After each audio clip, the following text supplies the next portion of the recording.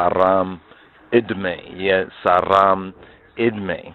And speaking of the life of Sarah, because here we find that Sarah, she passes on, she dies in this Sarah, the wife of Abraham. She dies and she's buried in a place, a very important, very interesting place that is known as Machpelah. Oh, Shabbat Shalom, Senbet Salam, Senbet Salam. This is the fifth Sabbath, the fifth sabbatical of the year, the Rastafari Sabbath and sabbatical studies. And we're in the fifth portion, the fifth parasha, or the Kufale.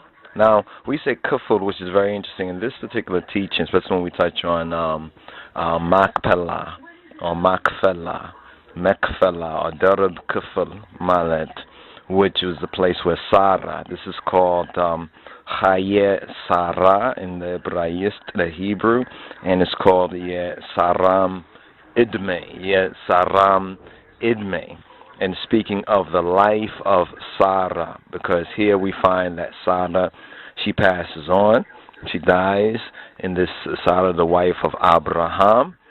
She dies and she's buried in a place, a very important, very interesting place that is known as Machpelah. Now here's another very important connection to the ancient gnosis coming out of Kemet. You understand the true origins coming out of the southern genesis of ancient Egypt, of Ethiopia, the Tob, the good land, Tobia. And all of this is now becoming more and more full cycle as we're growing in these particular studies. And what we're going to do right here is do an overview of it and hopefully have an opportunity to touch on certain significant areas. But one very significant area is Machpelah. Machpelah. That's the Hebrew and the H4375 word, and then also see the Schofield, or not the Schofield, but the Strong's Concordance, H4375, as well as the root word etymology, the H3717. So here again we see how the Hebraic, the true Hebraic Targum, or Targum, the interpretation, when it's rightly, the word is rightly divided, shows and reflects the Ethiopic genesis, or the Ethiopic origin and the root of the half of the story that hasn't been told, out of Ethiopia into Egypt, and then the son being called out of Egypt, or the Cheruyan Zer, or the chosen race, or the Horus race, which is the Ibrawiyan, or the Hebrays, the Hebrews coming out, and then Queen of Sheba, King Solomon. We find the cycle basically repeating itself, or the connectiveness of this. Anyway, we're going to do an overview at first, but we found it very interesting in just preparing and going over the words, first of all, the words and the names. As we said in the former teachings, that the names are very important.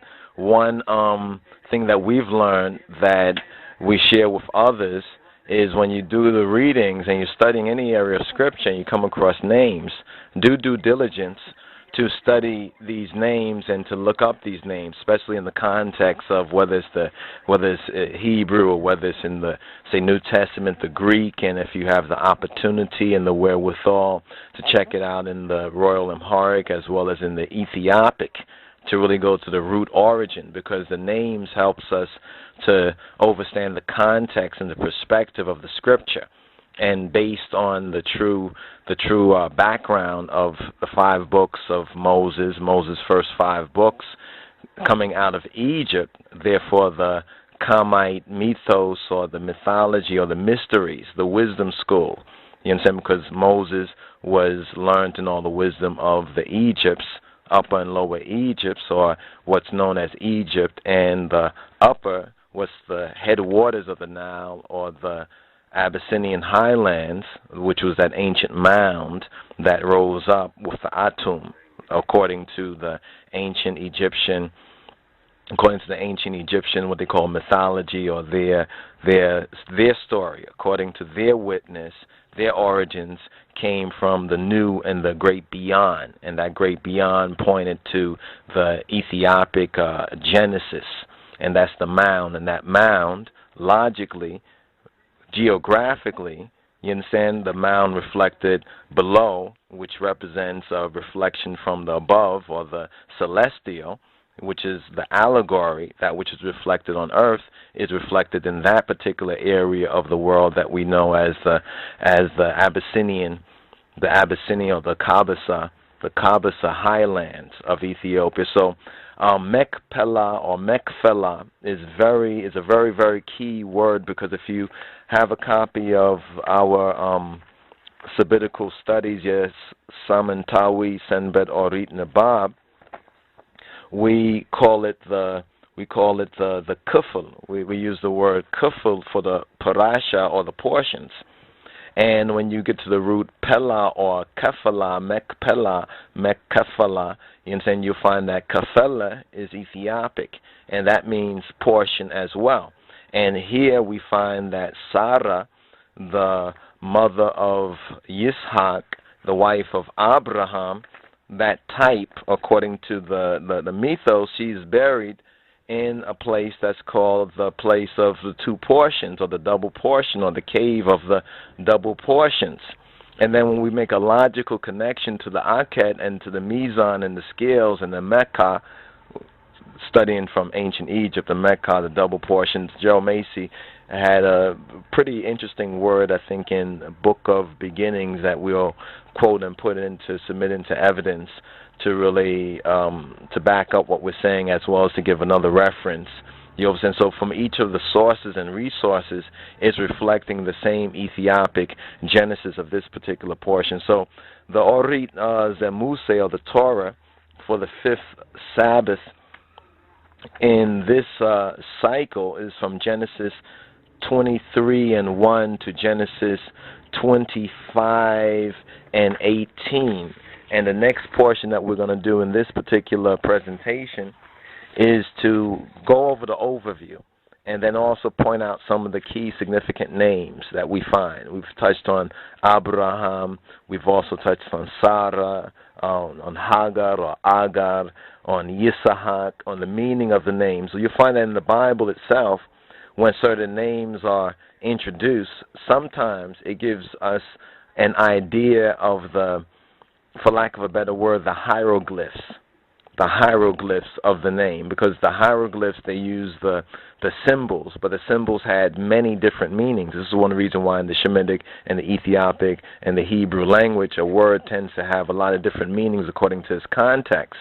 But there was a natural genesis to it, and Gerald Macy has done and left us a wonderful testament to that African origin of both ancient Egypt as well as the true interpretation of the Bible, and therefore Christianity coming out of Ethiopia, coming out of Kemet, out of Egypt, where the son was called out of. But the son had to go into Egypt, you understand, in order to receive that education and that preparation. So Egypt becomes a base for Yahweh Baruch Hu's, for his revelation.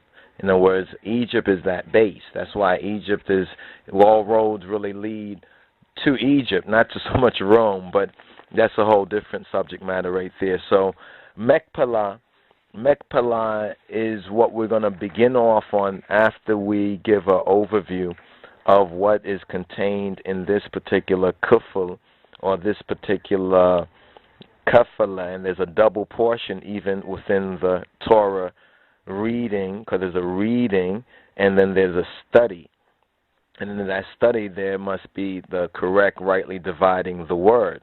Therefore there is the natural as well as there's the supernatural, or there is the earthly and the spiritual, as in Jerusalem. The Salem is dual salam, dual two-piece, the city of dual peace, as above, the allegorical, the proverb, the parabolical, the so-called mythological, reflected below among men and people and humanity. So we're going to touch on that as we come forward. Once again, Shabbat Shalom, Senbet Salam, as we record this and present this week's sabbatical reading and study, known in the Hebrew as CHAYYE Sarah, and in the Metzaf Keddus of Haile Kedemawi Haile Selassie I, His Imperial Majesty, the authorized Amharic Bible is known as Yesaram Idme, or the life, is to say the life from the Hebrew, you understand, and in the Royal Amharic, it still says the life, but more in the lifetime, speaking of the lifetime of Sarah, of Sarah.